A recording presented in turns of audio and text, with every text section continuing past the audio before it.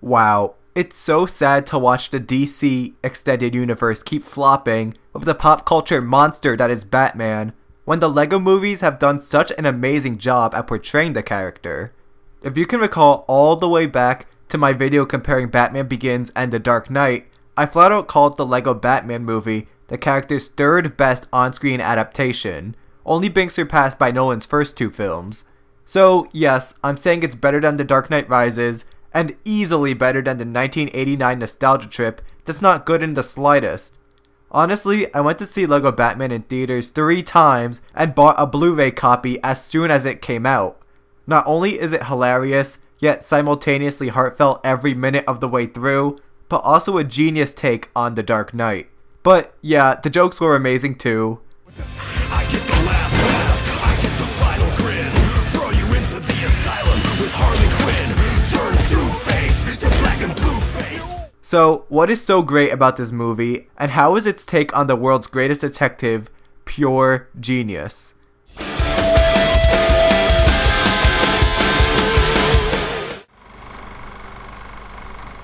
Before I jump right in, first, some context. Now, I'm not about to dive into the history of Batman and all the different interpretations of the character since the 1930s. For the purpose of this video analysis, we have to look no further than Christopher Nolan's Batman trilogy from only a decade ago. The iconic Caped Crusader just finished being dragged through the mud in the 90s.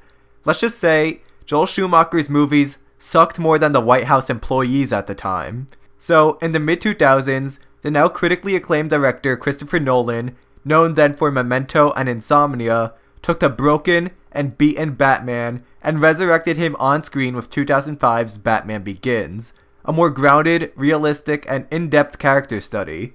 It was obviously amazing and is my personal favorite Batman film to date. After the moderate success of Begins, a sequel, The Dark Knight, was released in 2008 and forever deified Batman and the Joker in American culture. It was a total critical and financial success, currently sitting at a 94 on Rotten Tomatoes and grossing just over $1 billion. Fans and critics alike went crazy for it, many calling The Dark Knight the greatest comic book movie and summer blockbuster ever made. The Dark Knight is still the gold standard for judging any superhero movie. Like, oh, Logan was good, but it still wasn't as good as The Dark Knight. Or, yeah, I liked Wonder Woman, but it was no Dark Knight. It is the definitive superhero movie of the century, and is still as beloved as it was 9 years ago. Also, with the popular Arkham franchise coming out at the time, along with the third Nolan film in the series, Batman seemed indestructible and solidified himself as the hero of the 21st century. Well, then came Batman v Superman, and no one likes to dwell on that, so let's just move on. Comic book, video game, and movie fans alike went into full Batman worship mode. And trust me when I say this, I was there too. I was going through middle school and high school at the time during this golden age of Batman. The Batman worship was so real. I've used the character in in-class assignments, I created Batman drawings, I told Batman jokes, and I'd imitate the iconic Christian Bale voice. This city just showed you that it's full of people ready to believe in good. So, yeah, I was there with everyone else, no shame. With everyone and their mothers in a Batman frenzy in the 2000s and 2010s, then came the great, the awesome, the gut-busting LEGO Batman movie in the beginning of 2017. There are many different interpretations of the character, but they all have similar traits, whether it's being mournful of his parents, a sense of over-preparedness for any situation, unmatched intellect, having tons of cash on hand to pay for his extreme hobby, etc., etc.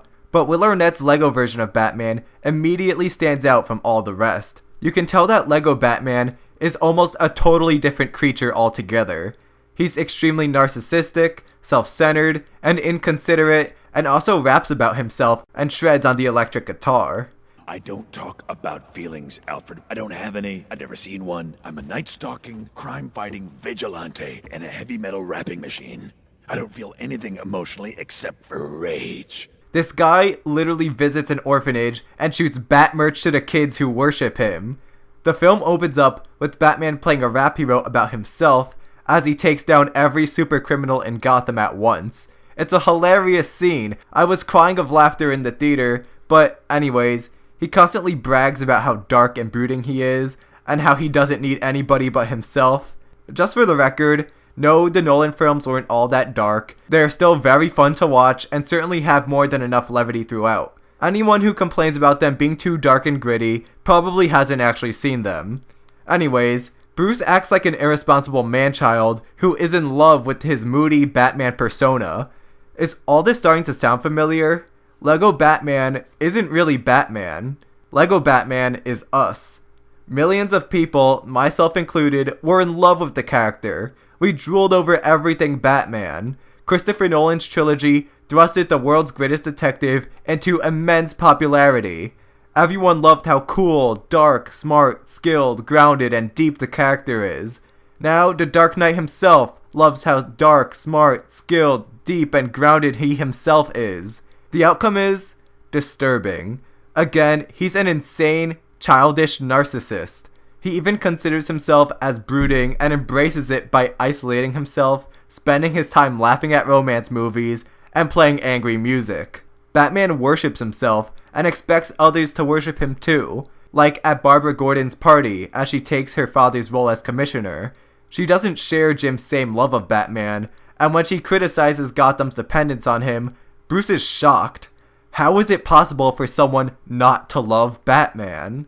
When people don't love him, he thinks they're completely crazy, sorta just like mega fans. The reason why the Lego Batman movie lends itself so well to comedy and is one of the funniest movies I've ever seen is because nobody ever takes these mega fans seriously.